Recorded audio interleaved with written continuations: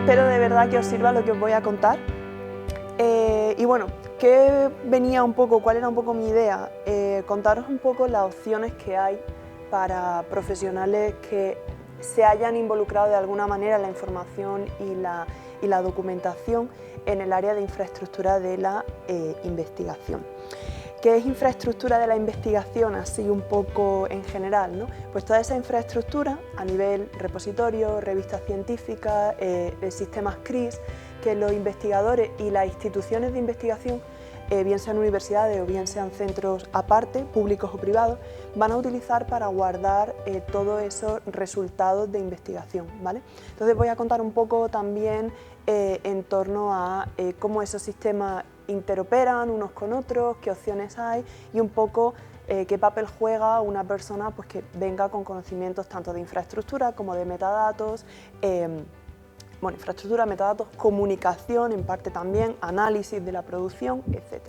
No voy a entrar tanto en análisis de la producción como lo que os contarán la semana que viene, si no me equivoco, pero bueno. Entonces, hay un par de cuestiones con esta presentación que son interactivas, ¿vale? Entonces, si os metéis arriba en menti.com y ponéis ese código, 49 79 27 85, habrá un par de diapositivas en las que os pediré un poco de vuestra información. Vale. Primero, Juan Carlos me pidió que os contase un poco cómo había llegado yo hasta aquí y sobre todo porque yo no estudié documentación, no estudié biblioteconomía, mi licenciatura en física, pero yo hubo un momento en el que dije que a mí aquello no me terminaba de convencer, como por ejemplo el trabajo en laboratorio y demás, y que me interesaba más la parte de comunicación científica. Y eso pues me llevó a hacer el máster aquí, y luego fui saltando entre una cosa y otra, me doctoré también en el medio, pero he estado siempre trabajando en todos aquellos aspectos que tienen que ver con trabajar con producción científica, trabajar con diferentes, producción científica en general, no solo con artículos, sino también con datos y con la identificación de esos datos y producción. La identificación, sí, le podéis dar corazoncito, eso está muy guay. Y sobre todo eso, con lo que se llaman identificadores persistentes. El nombre identificador persistente, como puede ser el ORCID ID para los investigadores, el DOI para la producción o el ROR, que se llama ahora para las instituciones académicas como tal, pues la idea que tenemos es tener un código persistente que nos identifique un objeto, una persona o una entidad, bien sea digital o bien sea física, ¿no? Entonces también en el ámbito de museos, por ejemplo, para los que os interese la museología, pues también se utilizan en ese contexto para identificación de esculturas, cuadros y demás. Bueno, entonces, la primera parte, y aquí os va a salir, espero, la pregunta, es ¿por qué estás aquí o por qué estáis aquí? O sea, ¿qué es lo que os ha llamado la atención de las jornadas profesionales, pero también del grado como tal? Es decir, ¿cuál es un poco vuestra idea? Creo que os debe salir una opción para contestar libremente y cuando escribáis a mí me debe ir saliendo ahí. ¿Os sale la opción? Sí, la pregunta es, ¿en esta jornada en concreto o en el grado en general? La que tú quieras responder.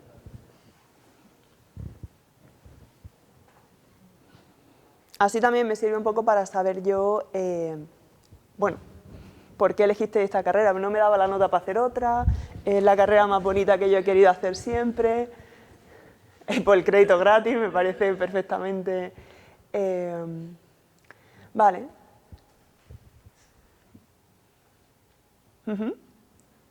Diferentes salidas, me parece bien. Para saber qué tipo de salidas existen. Y en cuanto al grado, ¿qué os motivó de hacer el grado? Sí, podéis contestar todas las veces que queráis. Además, es anónimo, ¿no? Exacto.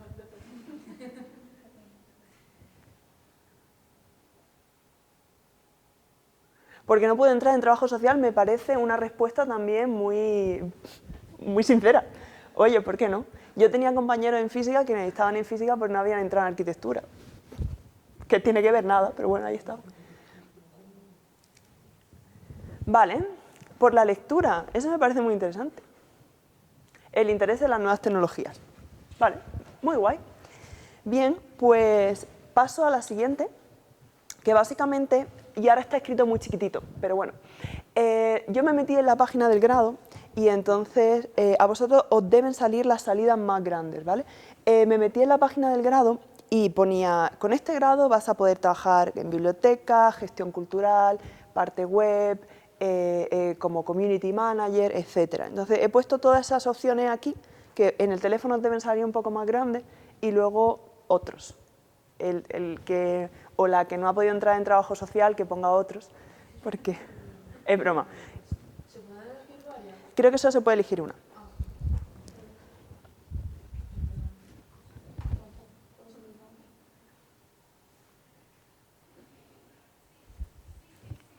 Ahora tengo que acercarme yo.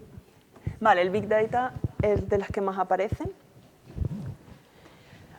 Lo que os voy a contar un poco aquí, veréis que atraviesa un poco todas las opciones al mismo tiempo y ninguna a la vez, ¿vale? O sea, eso también tenedlo. Tenemos 11 respuestas, creo que estábamos 13 aquí, así que bien.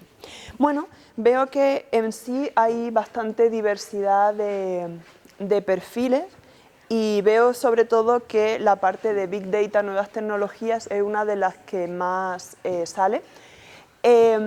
Muchas veces cuando nosotros escuchamos Big Data o escuchamos nuevas tecnologías, la primera cosa que nos viene a la cabeza es ciencia de datos o a lo mejor estudiar informática, estadística o algo así, pero vais a ver que no necesariamente tiene por qué ser el caso, ¿vale?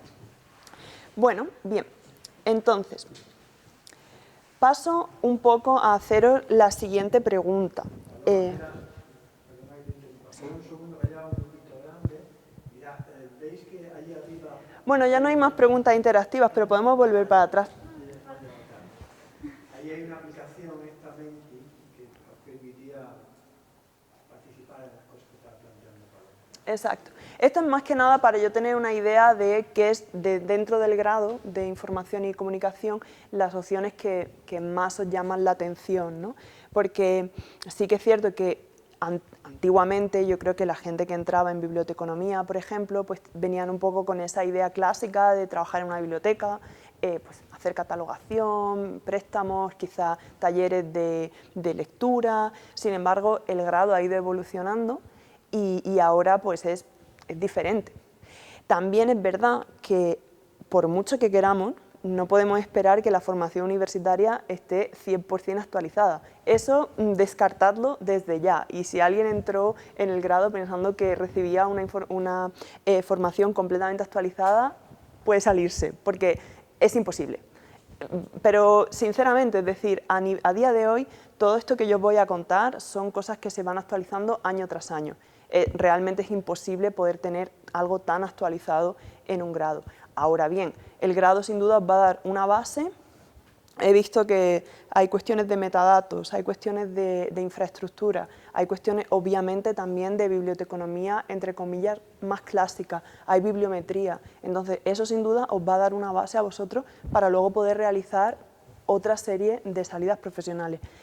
Y también importante, y lo que ha dicho Juan Carlos antes, que una persona empiece, por ejemplo, hoy siendo bibliotecario o bibliotecaria, no implica que mañana no pueda trabajar en una compañía haciendo cosas de Big Data o de protección de datos, ¿vale?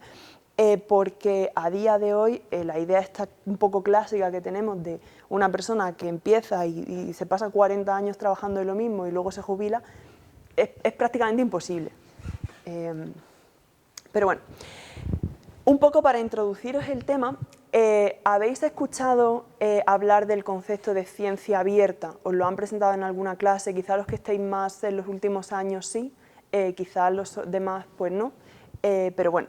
La idea un poco que hay detrás de la ciencia abierta, y que es un poco en el ámbito en el que yo me muevo, es un concepto medianamente paraguas, ¿no? Y cuando hablamos de un concepto paraguas, con taxonomías estaréis un poco más familiarizados, pero bueno, cuando hablamos de un concepto paraguas, ¿qué es? Pues que en relación con la ciencia abierta tenemos millones de cosas. Es decir, por ejemplo, si nosotros nos venimos aquí la parte más abajo es en la que yo estaría un poco, ¿no? En lo que se llama herramientas para la ciencia abierta, pero vemos que tenemos políticas públicas a nivel de ciencia abierta, tenemos cómo se evalúa la ciencia abierta. Aquí la Universidad de Granada es súper fuerte en evaluación científica. Entonces, ¿qué pasa? Pues que un artículo a modo tradicional que recibía citas recibía citas de otros artículos, pues eso se sigue dando, pero a día de hoy tenemos datos que reciben citas, datos que citan artículos, artículos que citan datos,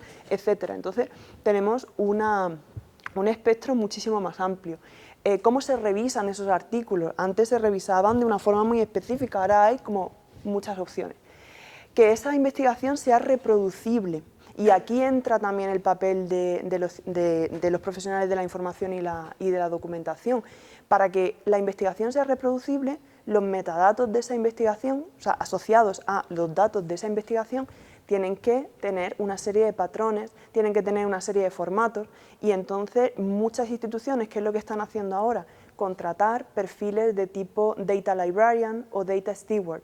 El Data Steward, que sería como una evolución del Data Librarian, sería una persona que tiene un conocimiento muy profundo de una materia, pongamos por el caso física o biología o historia, y aparte tiene un gran conocimiento de todo lo que son esquemas de metadatos para esa disciplina, procesos científicos dentro de esa disciplina, y por tanto pueden asesorar a los investigadores tanto en cómo estructurar esas publicaciones, tanto de textos como de datos como de software, y para estar de acuerdo con las políticas que se establezcan a nivel institucional, a nivel nacional, europeo, etc.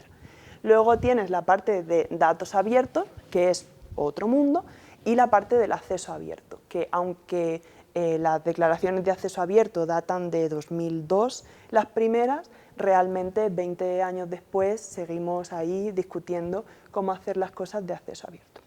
Yo en concreto me voy a basar en esta última parte, ¿vale? En las herramientas de ciencia abierta, que ahí sería un poco mi ámbito de trabajo en cuanto a infraestructura. Vale. Entonces, en cuanto a herramientas para la ciencia abierta y gestión de datos, pues ¿qué tenemos? Por una parte tenemos repositorios abiertos. Cuando hablamos de repositorios abiertos, principalmente nos referimos a sistemas que no sean privativos. Es decir, que el software como tal no pertenezca a una empresa privada, sino que sea un software desarrollado de forma comunitaria. ¿Qué requiere esto? Pues de nuevo, requiere de personas, porque pensad que todo esto no se basa solamente en la tecnología, sino en las personas que estén detrás de esa tecnología. Entonces, con repositorios abiertos, ¿qué pasa? Pues que nosotros necesitamos, primero, personas que desarrollen y mantengan ese repositorio a nivel técnico, pero también a nivel administrativo, personas que se encarguen de curar los datos que estén en ese repositorio, personas que se encarguen de asesorar a quien deposita en ese repositorio, etc. Luego tenemos servicios abiertos, que ahí sería un poco donde me encuadro yo a nivel profesional, ¿no? Servicios abiertos, ¿qué es lo que tenemos? Pues tenemos una serie de proveedores de servicios, pero a nivel abierto. ¿Qué quiere decir esto? ¿Y a qué se refiere la palabra abierta aquí?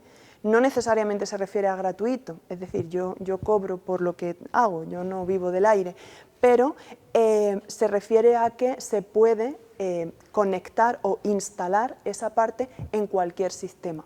Por ejemplo, si nosotros tenemos un identificador de tipo DOI, nosotros vamos a poder colocarlo en cualquier infraestructura. Sin embargo, podemos tener un identificador que sea propio de mi repositorio, de mi sistema, y que no sea interoperable con otros, es decir, que yo no me lo pueda llevar a otros sistemas, ¿no? Y lo mismo con las herramientas para flujos de trabajo abierto, que al final nos basemos en unos formatos, en unos códigos que sean interoperables entre diferentes herramientas, ¿vale? Y eso entra también un poco dentro del hecho de que a la hora de publicar o de presentar resultados de investigación no se presenten solamente los resultados como tal, sino también los procesos que nos han llevado a obtener esos resultados. ¿Por qué se conecta todo esto? Porque la tendencia ahora es a que todos estos sistemas estén conectados y sean legibles por máquinas, de forma que los investigadores al final tengan cuanto menos lastre encima a la hora de publicar todo, mejor, ¿no? Y de hecho cada vez más se habla de que todo sea machine actionable, que haya lectura de datos, que haya interoperabilidad, etc. Porque si no, ¿qué pasa? Pues que es un coñazo como investigador tener que rellenar millones de perfiles o como bibliotecario estar allí ayudando al investigador a hacer manualmente lo mismo que para él es un coñazo. Bueno, pues si es un coñazo para el investigador, también lo es para el bibliotecario. Lo único que, bueno, el investigador dice, ya me lo hace el bibliotecario. Bueno, no, pero se trata de que el bibliotecario supervise un proceso automatizado. Vale, entonces, hablando un poco de esto, ¿no? ¿Qué podemos tener en cuanto a infraestructura, o dónde se pueden hacer cosas, o dónde las instituciones empiezan a hacer cosas?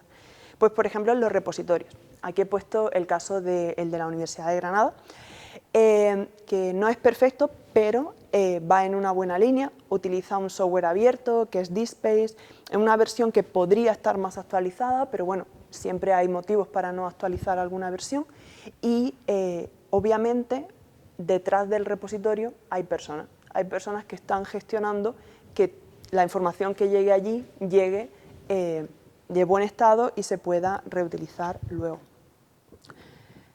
Otra opción, lo mismo, pero con datos, ¿no? Aquí os he puesto el caso de la Universidad Técnica de Viena. Yo estuve trabajando un poco en el desarrollo conceptual de este repositorio, no tanto en la programación como tal, y esto fue el resultado de un proyecto, es decir, una unidad, que era la unidad de gestión de datos de investigación, que se creó nueva y en la cual estábamos 4 personas y 2 satélites, por así decirlo. Llevamos a cabo una serie de entrevistas con investigadores para saber cuáles eran sus necesidades de cara a publicar datos, qué necesitaban en cuanto a infraestructura, qué era lo que no tenían, ¿no?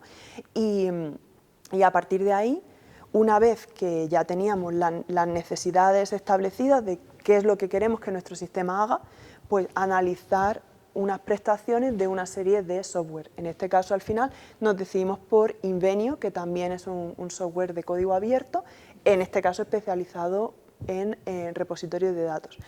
Obviamente luego ya entra la parte de programación, que en esa no necesariamente tiene por qué entrar un profesional de la información y la comunicación. Que resulta que ese profesional ha desarrollado unas habilidades de programación altas, bienvenido es también, que conste, ¿eh? Es decir, no quiere decir que si a día de hoy no tenéis habilidades de programación, no las podéis desarrollar mañana y desarrollar vosotros también un repositorio, ¿vale?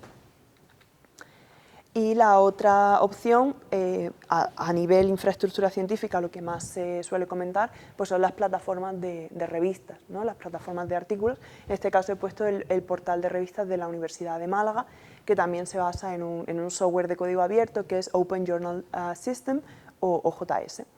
¿Y qué es lo bueno que tiene la versión 3 en adelante? O sea, 3.1, allá van por la 3.3 de OJS. Pues precisamente que lo que he comentado anteriormente de interactuar con otros sistemas, de poder leer datos, intercambiar datos, pues está muy bien desarrollado. Entonces tenéis como gestores de esa revista la posibilidad de instalar un plugin que conecta con ORCID, otro plugin que conecta con Crossref para registrar los DOIs, otro plugin que conecta con el registro de institución, de manera que al final tenéis una entidad autor identificada con su institución, con su propio identificador de autor y la publicación, ¿no? Y al final pues tenéis esa arquitectura de todas las cosas conectadas, que en parte está muy relacionado con los sistemas de datos, ¿vale?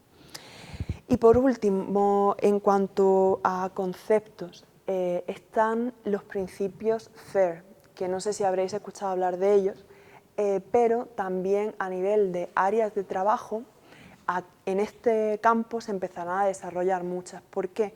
Porque detrás de FAIR existe una entidad global que se llama GoFair y se están empezando a iniciar nodos nacionales en diferentes países, ¿no? Yo participé en la creación del nodo austríaco, que ahora mismo ya está en funcionamiento, y que de forma similar a otros nodos en torno a datos que hay, pues también requieren de profesionales que trabajen en ellos, ¿no? Tanto a nivel formativo y de instrucción, como a nivel de políticas públicas, cómo se van a desarrollar, etc. Entonces, los principios FAIR en cuanto a datos, ¿qué nos dicen? Si os acordáis de un par de transparencias anteriores, se hablaba en ciencia abierta de la reproducibilidad, ¿no? Entonces, la situación a la que nos enfrentamos ahora, y de esto podréis escuchar hasta incluso a Ursula von der Leyen hablando, de la cantidad de datos a la que estamos expuestos, Big Data, etcétera, datos masivos, heterogéneos y tal, pero ¿qué es lo que nos pasa? Pues que no los tenemos de forma que los podamos utilizar después, ¿no? Entonces, estos principios hacen referencia a que los datos se puedan encontrar, es decir, que no sea una marabunta de cosas que yo he subido a internet a lo loco, sino que de alguna manera pues estén alojados en repositorios, etcétera, que sean accesibles, es decir, primeramente que tengan un identificador y segundo que tengan un formato lo más interoperable, lo más abierto posible, porque claro, imaginaos que yo, o os habrá pasado alguna vez, ¿no? Vosotros estáis con una tabla de Excel, por ejemplo, y la abrís, es decir, guardar en modo compatibilidad, hay posibilidad de pérdida de datos y luego la persona lo quiere abrir 5 años después y le salen interrogantes, rayitas y es imposible, ¿no? Entonces, claro, para evitar eso, ¿qué opciones tenemos? Pues intentar utilizar los formatos lo más abiertos posibles. ¿Qué pasa? Que muchas veces los investigadores no necesariamente están al tanto de todo y ahí es donde entra la labor de un profesional que sí que esté empapado de todo esto y pueda echarles una mano. Esto se aplica también a la parte de interoperabilidad y por último a la parte de reutilizar, ¿no? Si os fijáis ahí pone el simbolito de las Creative Commons, ¿no? Que son un tipo de licencia que se puede utilizar sobre todo para datos y para publicaciones, pero sin embargo si estamos hablando de software, ahí vamos a necesitar unas licencias diferentes, GNU u otras. Otro punto muy importante a nivel de desarrollo profesional, ¿cuál es? Pues poder encajarse ahí, poder encajarse en un experto en licencias para eso, ¿no? Y de hecho, si os fijáis, pues creo que Creative Commons tiene incluso una certificación propia, etcétera, ¿no? Vale, entonces, ¿hay algo más de esto?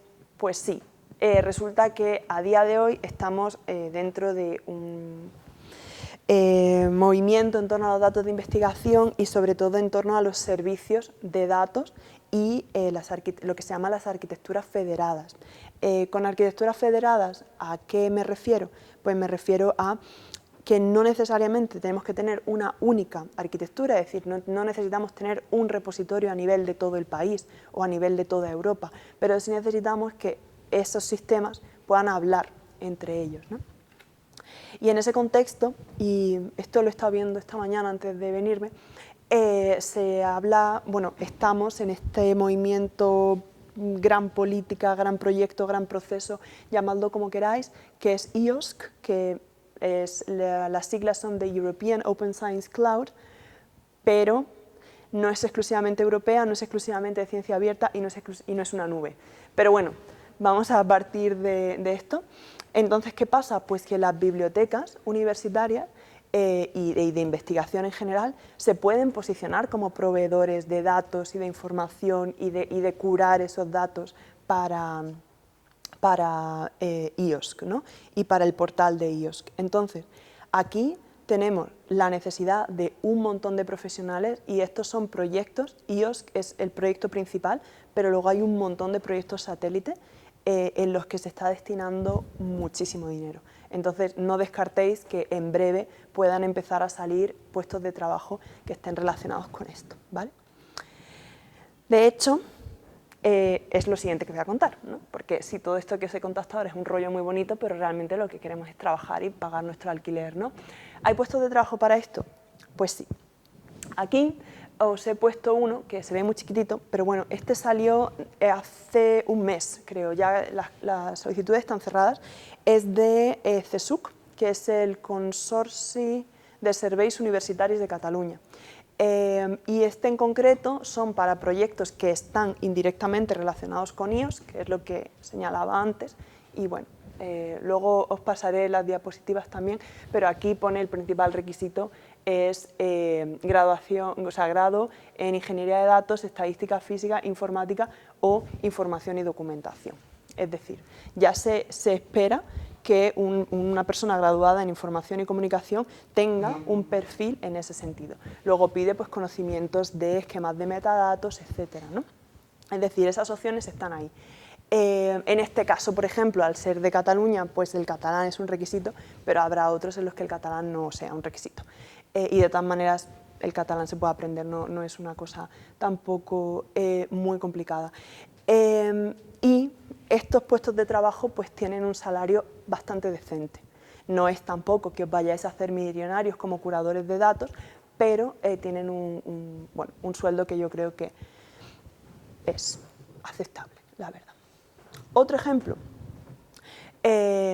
Crossref, que es la empresa que, bueno, una de las agencias a nivel mundial de registro de DOIs, ¿vale? Este en concreto es un Technical Community Manager.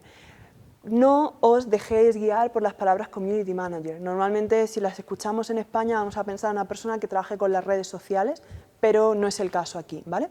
Aquí, en concreto, se requiere de una persona que precisamente ayude con el identificador persistente error, que es el que he mencionado antes, ¿no? Para instituciones de investigación, y básicamente promoverlo a través de todo el sistema global de comunicación académica, que es todo lo que he venido mencionando hasta ahora. Este en concreto sí que dice que un perfil junior, o sea, de inicio, probablemente no sería elegido, a no ser que de repente sea un perfil espectacular. Pero eso no quiere decir que no pueda ser un objetivo, es decir, una persona puede haber empezado haciendo unas prácticas a nivel de biblioteca o del CRAI y luego haber profundizado un poco más y al final poder ser un candidato a este tipo de empleo, ¿vale? Como Crossref, pues hay DataSite o ORCID, que es donde yo trabajo, donde suelen salir puestos de este tipo también. Luego, otro ejemplo que me encontré también, se parece entre bastantes comillas al primero que he puesto. Este es en concreto el técnico de gestión de la biblioteca virtual. De hecho, este puesto ya está cerrado, pero me parece que yo he hablado con la persona que lo obtuvo. Básicamente, ¿qué se necesita aquí? Una persona que ayude con el repositorio de la Junta de Andalucía, en concreto de la Fundación de la Fundación Progreso y Salud, se llama. Y pues nada, es un repositorio DSpace también, y luego aparte tienen otra herramienta que es Impactia, que lo que hace es un poco pues analizar la publicación y demás. Este tipo de ofertas, por ejemplo, pueden ser una oferta puente, donde se puede trabajar un tiempo y ganar las habilidades para la anterior, por ejemplo, ¿vale? Vale, entonces, muy bien, pero aparte de la carrera, ¿qué hago? ¿No? Bueno, pues yo una cosa que creo que si no lo tenéis debéis hacerlo es afianzar el inglés. Y que conste que yo soy muy crítica con esto, porque yo entiendo que los que no somos nativos del inglés tenemos de por sí una desventaja innata frente a los que sí lo son. ¿Por qué? Porque el tiempo que una persona puede estar estudiando metadatos, estudiando esto, aquello, no sé qué, nosotros lo tenemos que emplear estudiando inglés. Entonces, al final, siempre va a haber esa diferencia. No obstante, cada vez más, y si echo un pelín para atrás, ¿qué pone ahí?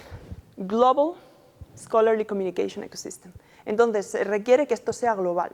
Entonces, se requiere que no solamente un señor en Estados Unidos y un señor en el Reino Unido y otro señor en Australia se enteren de qué va la cosa.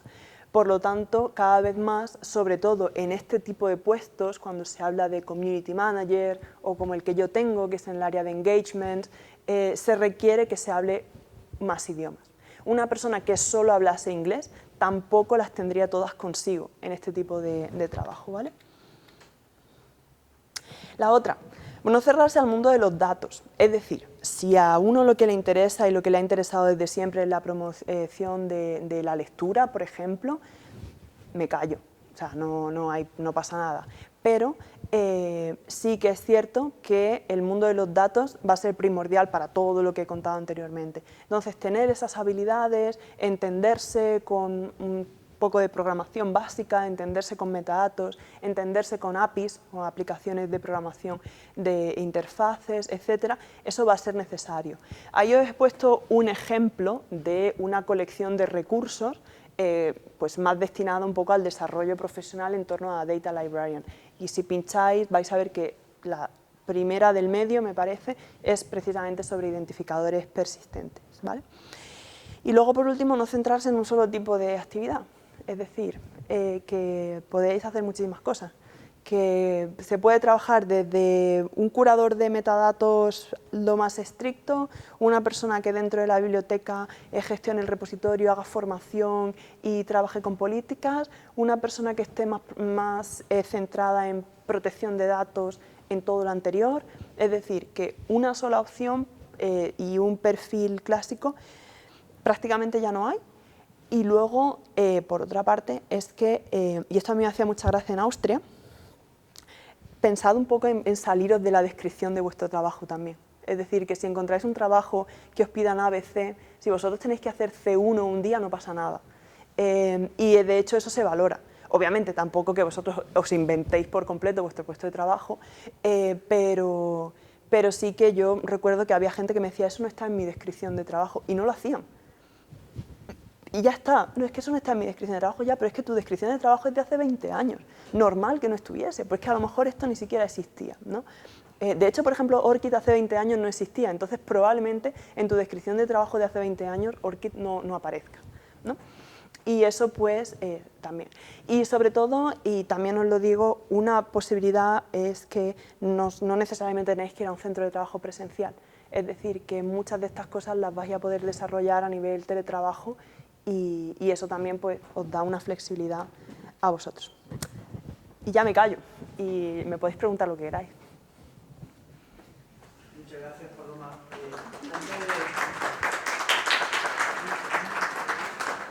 Antes de darle la palabra aquí a los alumnos, si quieren preguntarte de tal, yo creo que sería muy interesante que explicaras de manera, no con gran detalle, pero sí un poco, cuál ha sido tus diferentes trabajos que has ido desarrollando en los últimos Vale, años.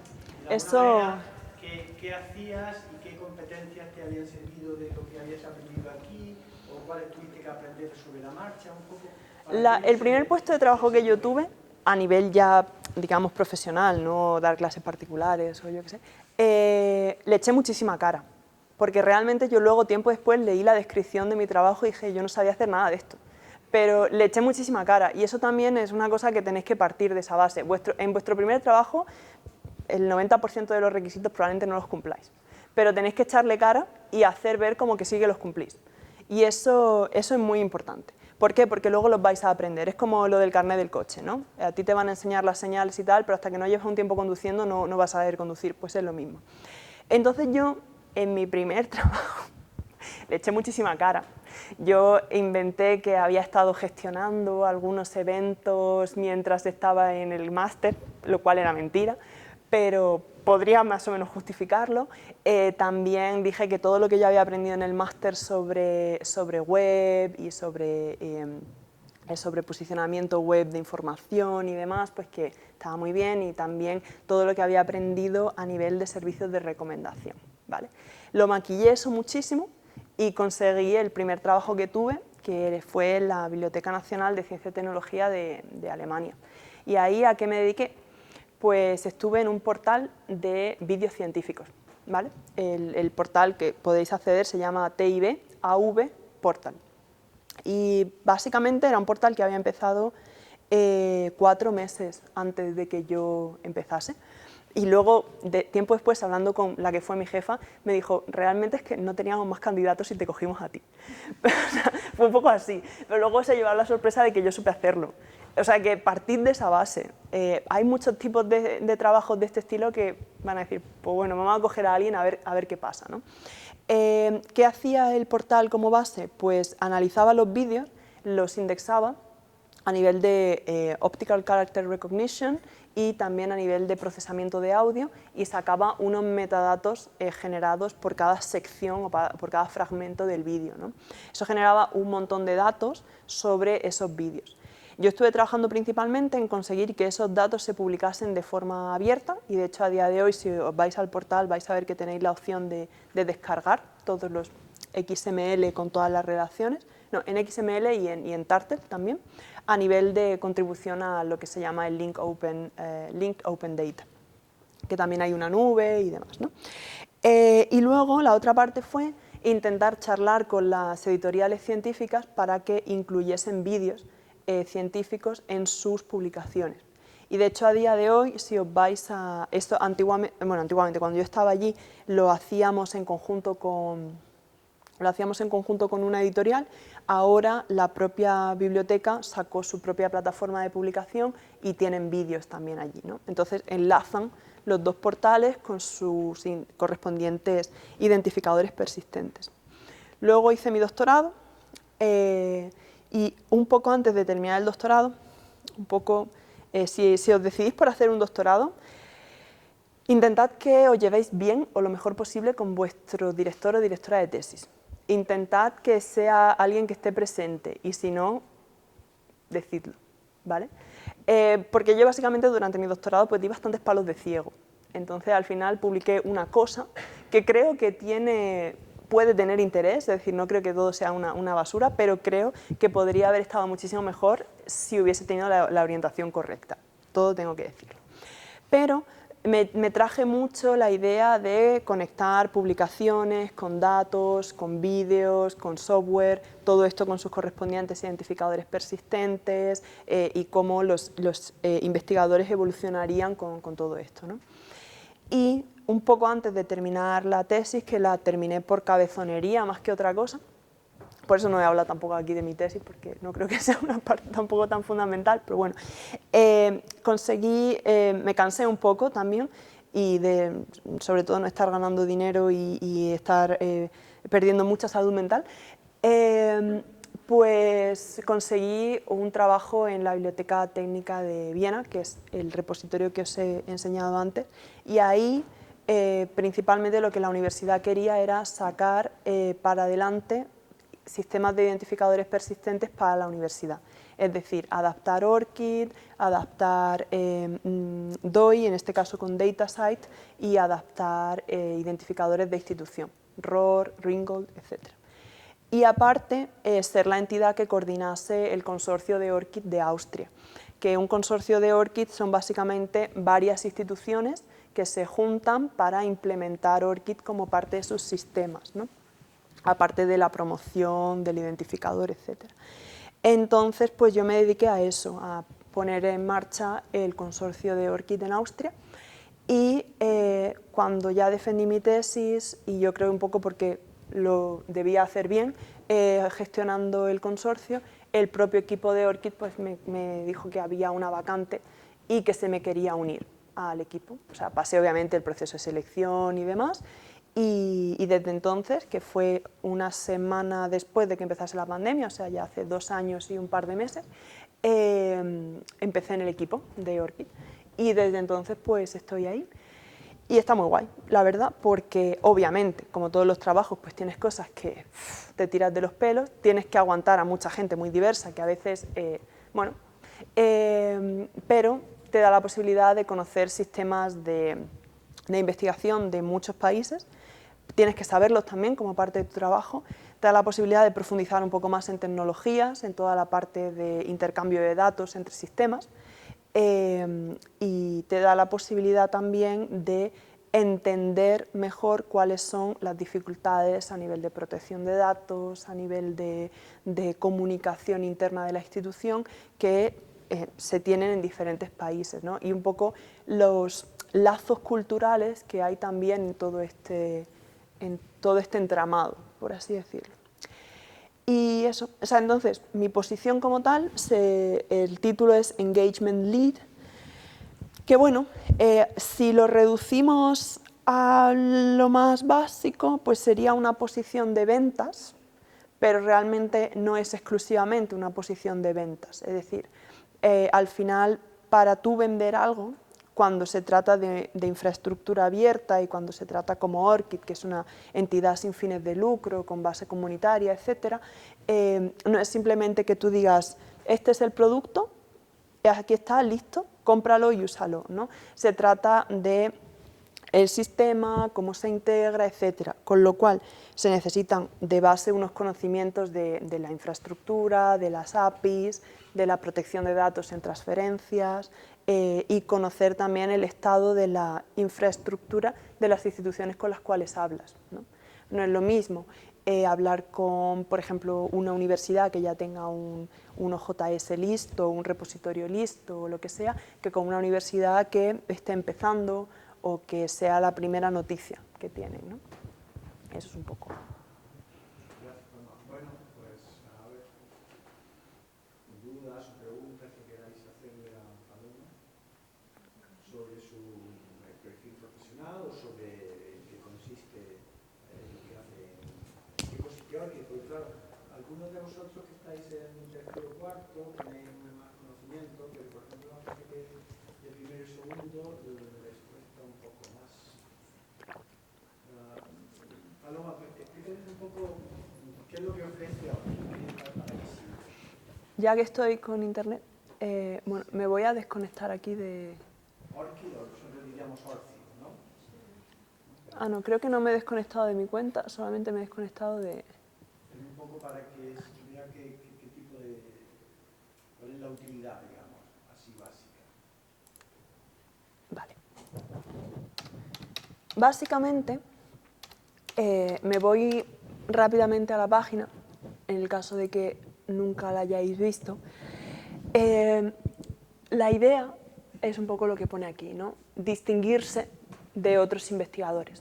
O sea, la idea inicial detrás de todo esto es poder tener un identificador de autor que sea abierto, es decir, que se pueda utilizar en cualquier sistema sin necesidad de estar asociado a un país o a un repositorio en concreto o a una plataforma, y que permita identificar unívocamente a los autores, porque claro, podemos tener cambios de apellido, cambios de nombre, gente con dos apellidos, gente con dos nombres, y ahora, cuando se firma, cuando se edita, etcétera, ¿con qué opción nos quedamos, ¿no?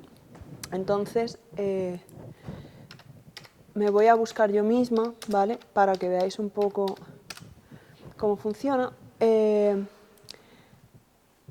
Yo soy esta de aquí. Entonces, básicamente, el identificador es esto de aquí, ¿no?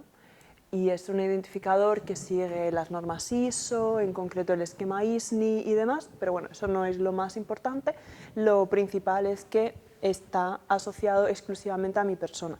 De forma que si yo, por acaso, me cambio de nombre o decido que a partir de ahora solamente voy a utilizar Marín o solamente voy a utilizar Arraiza o lo que sea, pues me va a identificar de todas maneras, ¿no?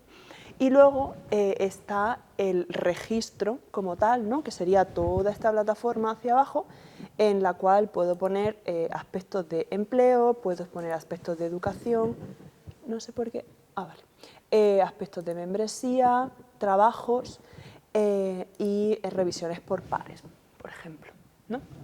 Entonces, aquí, y aparte de pues, otros identificadores y demás.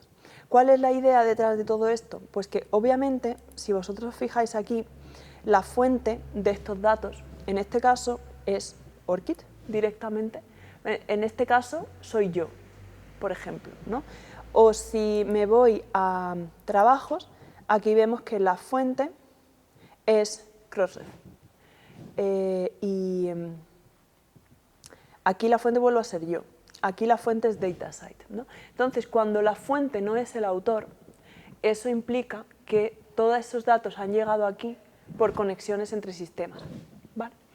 Entonces, lo que yo hago precisamente es conseguir que esas conexiones entre sistemas sean viables hablando con las diferentes instituciones para que realmente establezcan esa conexión.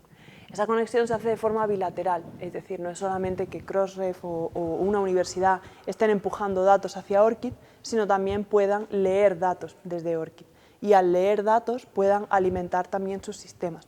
Y todo eso es lo que se llama reutilización de metadatos. Y a día de hoy lo que se está haciendo es pues, sacar bastantes estudios en cuanto a financieramente cómo beneficia a las instituciones académicas, a las agencias de financiación de la investigación, a las editoriales, esa posibilidad de reutilizar metadatos. Por ejemplo, ahora algo que está bastante en tendencia es para las publicaciones en acceso abierto, la mayoría de las instituciones tienen un fondo de publicación en acceso abierto, de forma que si tú eres el autor, tú puedes llegar y decirle a tu institución, oiga, quiero que me pague las tasas de proceso del artículo, y la institución destina parte de esos fondos, ¿no? Y para poder gestionar un poco todo eso, también se está haciendo mucho hincapié en el uso de ORCID para identificar en qué institución está afiliado el autor y de esa manera poder mandar un aviso a la institución de origen y decirle, creo que aquí tiene usted una publicación que puede financiar, y así. Es decir, se está hablando ya no solamente de tener una lista de publicaciones y ya está, sino también un poco de esos contextos. Y en todos estos ámbitos, los profesionales de la información y la comunicación, pues obviamente, bueno, información, comunicación, documentación, obviamente tienen considero yo, un papel fundamental. Esto que comenta Paloma de que la gente cambia de nombre, a algunos puede parecer que es una bobada, pero no lo es en absoluto, porque claro que en el mundo anglosajón es muy típico que las mujeres, cuando se casan, cojan el apellido del marido, Claro. y luego se divorcian y se vuelven a cambiar el nombre. Entonces hay autoras, hay investigadoras que a lo largo de su vida profesional, académica, científica, tienen como 3 o 4 nombres distintos. Si entran en una vida sentimental un poco movida, terminan teniendo varios apellidos. Ya, y también no solo eso, sino por ejemplo, vamos a pensar en el profesor Juan Carlos Fernández. Pues ahora que él se llama Juan, se llama Carlos, se llama Juan-Carlos, ¿cómo lo ponemos, ¿no? Lo mismo con dobles apellidos, si se firma solo con uno, las bases de datos en su mayoría acaban cogiendo la primera ristra como nombre, la última ristra como apellido y todo lo que quede en el medio son nombres intermedios. Entonces, muy probablemente, si vosotros publicáis en algún momento algo, apareceréis como nombre de pila, último apellido, a no ser que solicitéis que sea diferente, ¿no? Y luego está el cambio o la combinación en apellidos, también puede existir el cambio en nombre propio. Ya no solo porque a ti te guste que te llamen pues no sé, si te llamas Francisco, que te llamen Paco, y tú quieras que Paco sea tu nombre de uso normal, o te llamas Rosario y quieres que te llamen Charo, por ejemplo, sino también por el hecho de que tú puedas cambiar tu nombre propio por el motivo que sea. Entonces, también, ¿qué pasa? Pues que lo tienes tan fácil como llegar aquí y cuando estás en la versión de editar, pues tú cambias aquí tu nombre y te llamas de otra manera. Pero esta parte de aquí, este identificador, se mantiene siempre igual. Por lo tanto, todo lo que se asocia a ese identificador continúa siendo del autor. Y se quitan problemas de cambio de nombre o a la hora de analizar la publicación de una universidad, pues, se tienen millones de José García y ahora ¿qué hacemos? Bueno, a ver, animaros y preguntarle alguna cosa concreta de cualquier cosa que se os ocurra. Si no, yo de todas maneras dejaré mi contacto y me podéis preguntar lo que queráis. ¿Dónde trabaja ella físicamente? En mi casa. En pijama si quiero a veces, arreglada a otras, depende de las reuniones que tenga. Pero sí, o sea, eso también tenedlo en cuenta, que no hace falta necesariamente que vayáis de traje y corbata a un sitio presencial. Si no pregunta ningún alumno. Alberto, a ver una pregunta. Bueno, yo soy antiguo alumno de la facultad, ahora mismo soy investigador postdoctoral y soy profesor de muchos de los alumnos que hay en mi aula, son de primero y segundo, a lo mejor por eso no se atreven todavía a preguntar.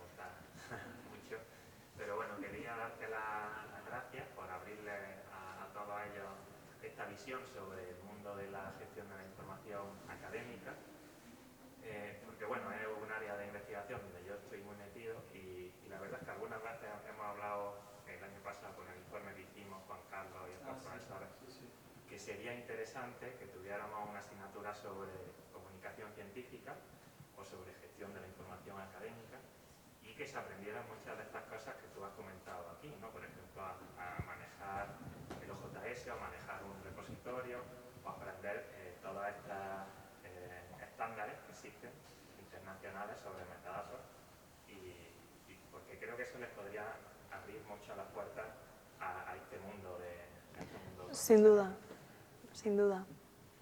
Y nada, entonces muchas gracias. Nada, gracias a todos vosotros por venir. Y Cristina quería preguntar algo. Sí, que a la hora, por ejemplo, de todos los trabajos y demás, se han visto portales como, por ejemplo, el de la Junta de Andalucía y has comentado varios proyectos, pero a la hora de acceder a ellos, ¿cómo te puedes enterar de esos proyectos que van surgiendo? sé que lo que voy a decir puede parecer un poco raro, sobre todo después de que Elon Musk haya comprado Twitter, pero Twitter.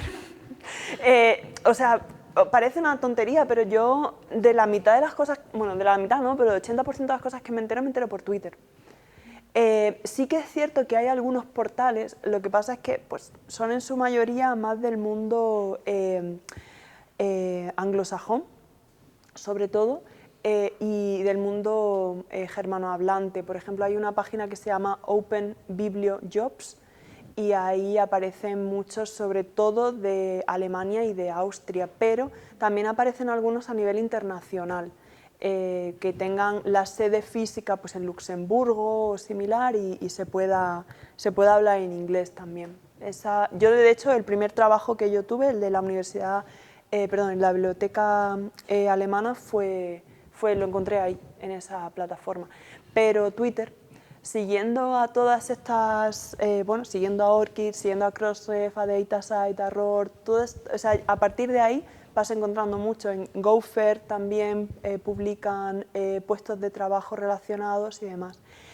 Aquí en España hay una lista de difusión que se llama IWETEL o IWETEL, IWETEL, que la gestiona la Red Iris, y ahí se mandan correos e información de todo tipo, a veces incluso cosas que dirías fuera, no lo voy ni a abrir porque no me interesa, pero también se suelen mandar a veces empleos más en esta dirección, porque luego hay otra lista de difusión que se llama Infodoc, donde lo que va a aparecer son más empleos, también Infodoc también es de Red Iris, igual que IWETEL, pero van a aparecer más cosas relacionadas con oposición a bibliotecarios, o sea, algo un poco más como biblioteconomía más tradicional, por así decirlo. Pero en la otra de IWETEL de vez en cuando aparecen también este tipo de ofertas. Hay un portal internacional, pero que luego tiene versiones que se llama Indeed. Indeed, como la palabra inglesa significa efectivamente, Indeed, ¿no? Pues Indeed tiene todo tipo de trabajos, todo tipo de países. Y luego también otra cosa, aparte de Twitter, el LinkedIn se puede poner en la opción de trabajos, se puede filtrar. Entonces, todo esto acaba en LinkedIn también, es decir, todos los puestos de trabajo relacionados que he estado comentando. Si vosotros ponéis una serie de filtros, qué sé yo, Data Librarian, Data Curator, lo que sea, ¿no? Os podéis crear incluso alertas y van saliendo también ofertas, que no siempre están relacionadas tanto con el mundo más de infraestructura académica, que es lo que yo he comentado, a veces un poco infraestructura general también, pues a nivel empresa, etcétera, pero que no dejan de ser áreas de trabajo en las que se puede entrar. Y a ver, un trabajo en ORCID, un trabajo en DataCite o en Crossref, son trabajos corporativos, es decir, no es como un trabajo en una institución pública, eso está claro. Pero están un poco en el puente entre trabajar en una gran corporación, nosotros somos 35 personas, no somos más, entre trabajar en una gran corporación que a lo mejor tienes 700 coworkers, ¿no? Y luego trabajar en una empresa en la que sois 35, ¿no? Un poco esa diferencia. El mundo de las startups también, miradlo, porque muchas veces también aparecen este tipo de perfiles en empresas que a lo mejor son 5, 6, 7 personas.